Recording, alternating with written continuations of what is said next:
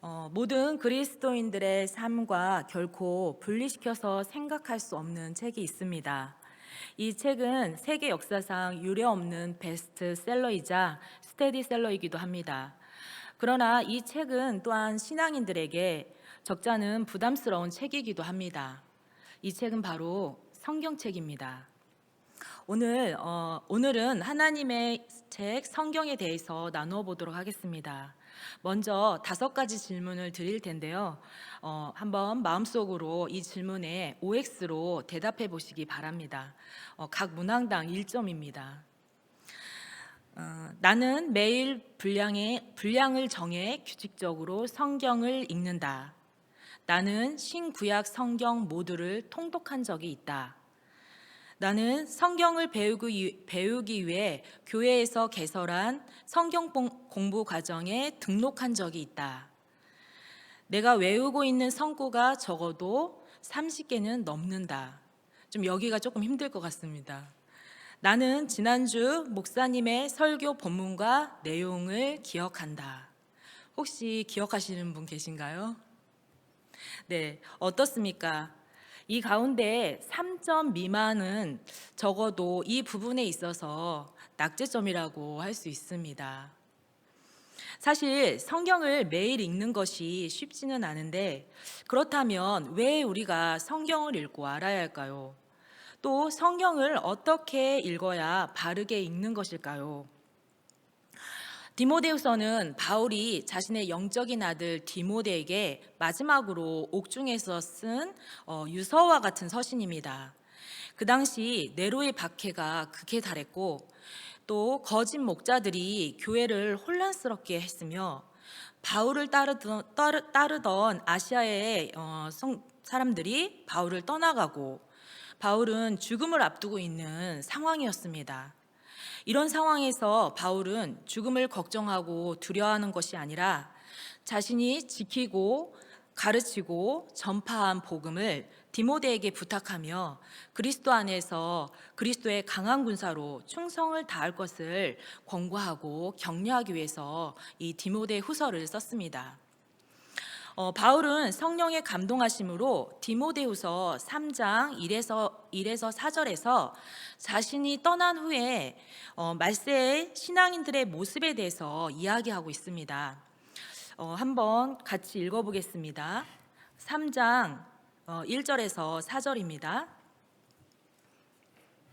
너는 이것을 알라. 말세에 고통하는 때가 이르리니 사람들이 자기를 사랑하며 돈을 사랑하며 자랑하며 교만하며 비방하며 부모를 거역하며 감사하지 아니하며 거룩하지 아니하며 무정하며 원통함을 풀지 아니하며 모함하며 절제하지 못하며 사나우며 선한 것을 좋아하지 아니하며 배신하며 조급하며 자만하며 쾌락을 사랑하기를 하나님 사랑하는 것보다 더하며. 네, 말세에 많은 신앙인들이 경건의 모양은 있지만 경건의 능력은 부인하는 형식적인 종교인으로 남게 될 것이라고 말씀합니다. 이것이 현재를 살아가는 우리들의 모습이 아닐까 생각해 봅니다. 경건의 모양은 있으나 경건의 능력을 부인하는 이들에게서 바울은 너는 돌아서서 달라야 된다라고 영의 아들 디모데와 우리에게 말씀합니다. 어떻게 하면 경건의 능력이 있는 신앙인으로 살아갈 수 있을지 본문을 통해서 알아보겠습니다. 14절에서 그러나 너는 배우고 확신한 일에 거하라. 너는 내가 누구에게서 배운 것을 알며 그동안 배우고 확신한 일, 즉 성경 말씀 안에 거해야 됨을 강조하고 있습니다. 바울은 디모데에게 다른 사람은 진리를 다 떠난다 할지라도 너만은 내게서 배웠으니 그리고 성령님이 너를 가르쳐 주었으니 진리를 떠나지 말고 배우고 확신한 그 말씀 안에 머물러 있으라고 당부하고 있습니다. 그러면 성경의 내용은 무엇인지 15절을 다시 한번 읽어보겠습니다. 같이 읽어보겠습니다. 또 내가 어려서부터 성경을 알았나니 성경은 능히 너로 하여금 그리스도 예수 안에 있는 믿음으로 말미암아 구원에 이르는 지혜가 있게 하느니라. 아멘. 디모데는 어려서부터 외조모인 로이스와 어머니 유니게에게 성경을 배웠고, 바울을 만나서는 루스드라에서 바울을 만나서 복음을 듣고 지속적으로 성경에 대해서 배워왔고 알아왔습니다. 성경은 구약과 신약이 있는데, 구약은 오실 예수 그리스도에 대해서, 신약은 오신 예수 그리스도와 다시 오실 예수 그리스도에 대해서 증거하고 있기 때문에 예수 그리스도 안에 있는 믿음으로 말미암아 구원에 이르게 하는 지혜가 있는 놀라운 책입니다. 성경을 읽으며 구원의 기쁨을 매일 누리시기를 바랍니다. 그렇다면 성경은 어떻게 기록되었을까요? 16절 하반절에 모든 성경은 하나님의 감동으로 된 것으로 라고 말씀합니다. 하나님의 감동으로 된 것으로, 이 말씀은 성령의 영감을 통해 기록된 것이라는 뜻이고, 원래의 본 뜻은 하나님께서 호흡하시는 이라는 뜻입니다. 창세기 2장 7절에 보면 여호와 하나님이 흙으로 사람을 만드시고 생기를 그 코에 불어넣어 사람이 생명이 되는 것이 나옵니다. 이와 같이 성경 역시 하나님의 호흡으로 지어진 것이라는 사실입니다.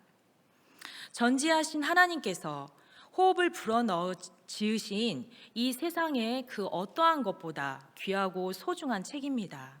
그래서 우리가 성경을 읽을 때 성령의 총명하심을 구하면서 읽어야 합니다.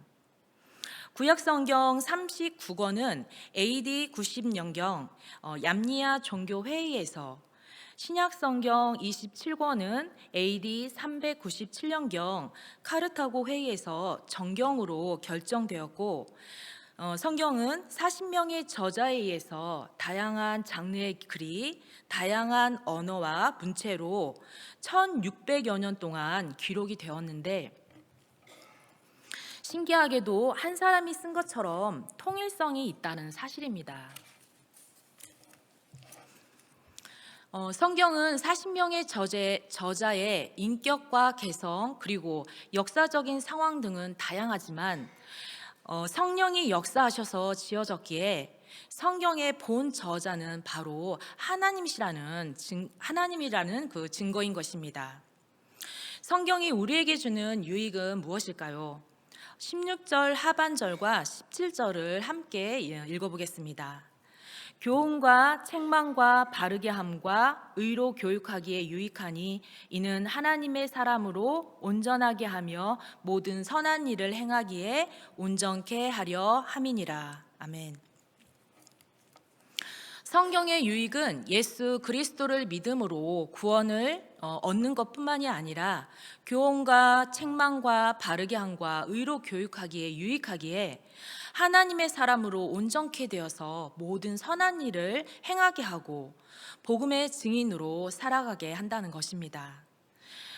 성경을 자주 영의 양식에 비유하는 것은 말씀을 읽고 배워서 실천하는 것이 마치 음식을 먹어야만 살 수 있는 것과 마찬가지로 중요하기 때문입니다. 예수님께서 금식하신 후에 사단으로부터 돌들을 떡덩이가 되게 하라는 시험을 받으셨을 때, 사람이 떡으로만 살 것이 아니요 하나님의 입으로 나오는 모든 말씀으로 살 것이라 마태복음 4장 4절에서 대답하셨습니다. 말씀을 통해 변화된 인생에 관한 한 실화가 있습니다. 28세에 진보적인 단체에 가입했다라는 죄명으로 도스토옙스키는 수용소에 수감이 됩니다. 그리고 8개월 만에 사형을 언도받고 사형 집행장으로 끌려갔습니다. 사형 집행관이 마지막 유언을 남길 것을 청했습니다. 28살의 나이에 총에 맞아 죽게 되는데 무슨 유언을 남기겠습니까? 그는 무슨 유언을 남겨야 되나 생각하며 망연자실하게 고개를 들었는데, 바로 그 순간 사형 집행관 건너편에 있는 교회 탑 위에 십자가에 비친 빛이 반사되어서 그의 눈을 부시게 만들었습니다. 그 순간 황제의 특사가 멈추시오, 황제의 명령이오 라고 외치면서 도착했습니다. 사형 대신 유배를 보내라는 사형 집행 중지 명령이 내려와 극적으로 목숨을 건지게 되었습니다. 만약에 몇 초만 늦었더라도 그는 존재할 수 없었습니다. 그 후 그는 수년 동안 시베리아의 유배 생활을 했습니다. 시베리아로 가는 도중에 성경을 만나게 되었고 유배 생활 내내 하나님의 말씀으로 자신을 채웠습니다. 그리고 그는 이렇게 고백했습니다. 만약 누군가가 아무도 이의를 제기할 수 없도록 성경이 거짓임을 내게 증명한다고 하더라도 나는 그 사람의 참말보다 그가 거짓말이라고 말하는 하나님의 말씀을 믿겠다. 이것은 쉽게 말을 하면 누가 성경에 있는 말씀이 거짓말이라는 것을 증명을 해내도 나는 성경 말씀을 믿겠다라는 말씀에 확고한 그런 말씀에 사로잡힌 그러한 대답이었습니다. 이 말씀의 절대성 위에서 그는 죄와 벌 그리고 까라마조프의 형제들이라는 유명한 작품을 쓰게 되었습니다.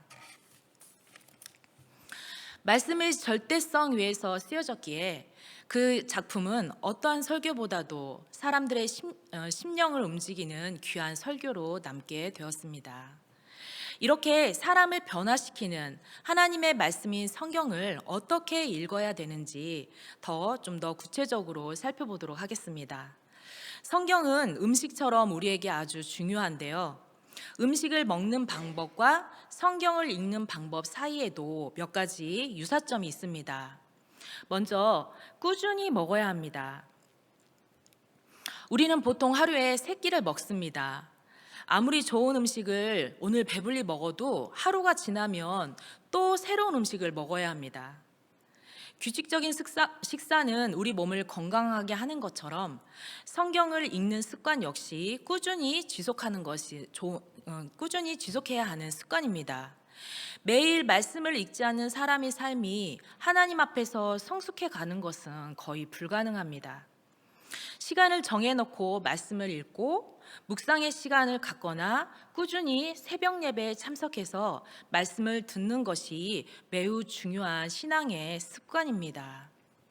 그래서 저는 하루 이렇게 일을 하다 보면 지나칠 때가 있어서 그거 매일매일 읽기 위해서 저는 식사를 하기 전에 성경을 읽는 걸로 좀 정해놓고 지키고 있습니다. 그랬더니 시간 딱 정하니까 효과적으로 읽을 수 있었습니다. 그리고 두 번째는 골고루 먹어야 합니다. 영양실조는 반드시 못 먹어서 생기는 병만이 아니라 지나치게 편식을 하거나 소식을 하게 될 경우에도 성장이나 신진대사에 장애를 일으킬 수 있습니다. 성경 역시 마찬가지입니다. 창세기부터 요한계시록까지 전체의 흐름을 이해하는 안목을 가지고 있어야 문맥 속에서 부분의 의미를 정확하게 이해할 수가 있습니다. 이것이 성경 통독이 필요한 이유입니다. 성경을 읽을 때는 나무와 숲을 함께 보는 안목이 필요합니다. 세 번째는 꼭꼭 씹어 먹어야 합니다. 아무리 좋은 음식도 제대로 씹지 않고 먹으면 소화가 어려울 뿐만이 아니라 잘못하면 체할 수도 있습니다. 음식은 꼭꼭 씹어 먹어야 탈이 나지 않고 흡수도 잘 되듯이 무조건 빨리 많이 읽는 것이 좋은 것만은 아닙니다. 요즘 귀납적 성경 읽기가 많이 보급이 되었는데요. 이는 말씀을 육하 원칙에 따라서 철저하게 분석하는 것입니다. 왜 하나님께서는 당시 그 사람들에게 그런 말씀을 주셨을까에 대한 분명한 이해를 바탕으로 지금 하나님께서 내게 요구하는 것이 무엇인가를 발견하는 것입니다. 우리 교회에서 지금 하고 있는 성경 공부 소그룹도 귀납적 성경 공부 방법입니다. 그래서 이렇게 깊이 있게 성경을 나누고 연구하고 읽다 보니까 이제 삶으로 실천하게 되는 것을 경험했습니다. 말씀을 깊이 있게 묵상하지 않으면 그 말씀을 적용해서 내 삶을 변화시키는 데는 한계가 있습니다. 더 나아가 말씀은 암송할 때 비로소 내 것이 됩니다. 언제 무슨 일이 생기거나 시험이 들더라도 말씀으로 능히 그것을 이길 수 있는 힘이 생길 것입니다. 네 번째, 영적 비만을 경계해야 합니다. 요즘 많은 분들이 다이어트를 하시는데요. 비만이 되는 이유가 무엇일까요? 높은 영양가의 음식을 먹고 난 후에 운동량이 부족하여 다 소모되지 못하고 체내에 축적되기 때문입니다. 일하거나 운동하지 않으면 애써 섭취한 영양분은 오히려 독이 되기도 합니다. 우리 그리스도인들 역시 영적인 비만을 경계해야 합니다. 음식을 먹고 운동을 해야 건강한 것처럼 성경을 읽고 지식을 배우는 것으로 끝나는 것이 아니라 말씀대로 실천해서 영적으로 건강하고 성숙한 신앙인이 될 수가 있습니다. 우리가 말씀을 실천할 때 하나님께서도 인도해 주시고 복된 삶을 살게 될 것입니다. 말씀을 읽는 것도 중요하지만, 알고 읽는 것도 중요하지만, 그 말씀을 살아냈을 때 이 말씀을 우리가 그걸 말할 수 있는 것은 또 다른 더 무엇인가가 있습니다. 이스라엘 자녀 교육은 어려서부터 매일 성경을 읽고 가정에서 학교에서 토론을 하는 것입니다. 그들은 자녀를 하나님의 선물이라고 생각하기에 하나님의 뜻대로 양육하는 것을 의무라고 여깁니다. 그래서 자녀를 하나님의 말씀으로 양육하는 것을 당연하게 여깁니다. 그들은 매일 율법을 토라라고 하는데 토라와 그것을 해석해 놓은 탈무드를 읽고 토론을 하면서 하나님의 자녀라는 정체성을 확고하게 가지고 삶의 목적이 분명하고 공부하는 이유를 알고 하기 때문에 세계적인 지도자들이 많이 나온다고 합니다.